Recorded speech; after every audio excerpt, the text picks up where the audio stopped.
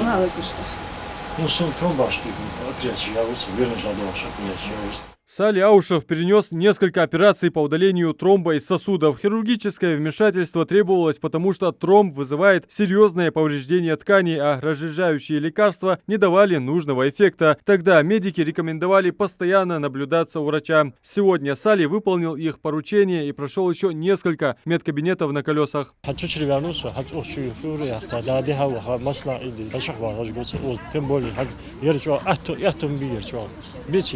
Лишь объяка это ждет, лохова хесте визит. Лишь сон чад вошел хет он лил чама. Чад бог битир. Так хамди сидишь, очень далил сидишь, как сидишь. Танар вожа шала дачу полностью, от шахвах шел чагарди, агардер чаук бить.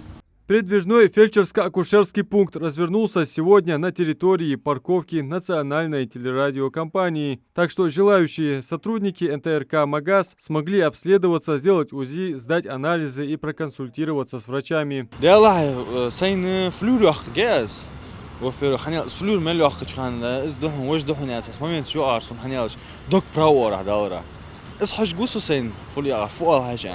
Иште чирпну давление из момента и цеге чехугадамго.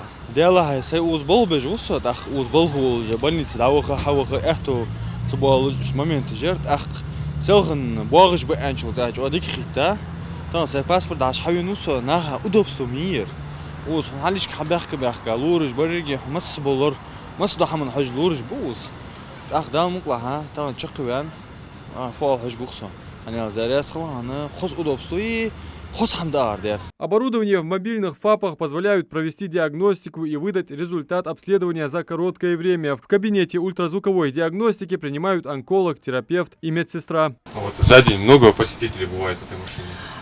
Ну, всегда по-разному, где-то в среднем 20 человек. Пройти обследование у разных специалистов. Люди приходят, приезжают и даже проезжая мимо останавливаются, увидев передвижные ФАПы. Кто с диабетом, кто с повышенным давлением, у кого проблемы с почками, обращаются с самыми разными жалобами. И да, в очередях тоже стоят, ведь желающих много, как бы то ни было, врачи каждому пациенту уделяют максимум внимания, и отвлекать их долгими расспросами мы тоже не можем.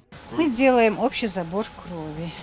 Глюкозу посмотрим, ПТИ МНО определим, биохимию сделаем. Глюкозу там посмотрим. Это необходимо, чтобы обследовать больных, чтобы выявить на раннем этапе заболевания. К примеру? К примеру, сахарный диабет.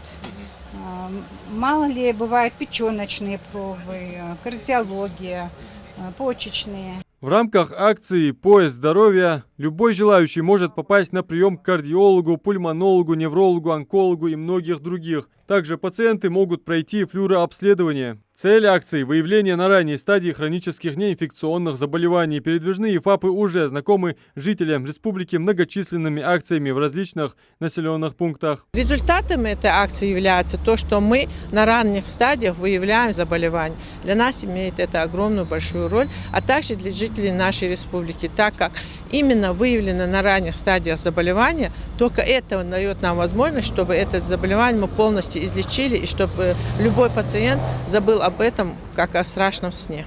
У нас не только это одна акция «Поезд здоровья», у нас несколько акций работают, проходят в республике. Это акция «Сердечная суббота», у нас каждую субботу будет проходить. Также у нас начала работу акция «Онкопатруль», так что мы намерены круглогодично проводить их.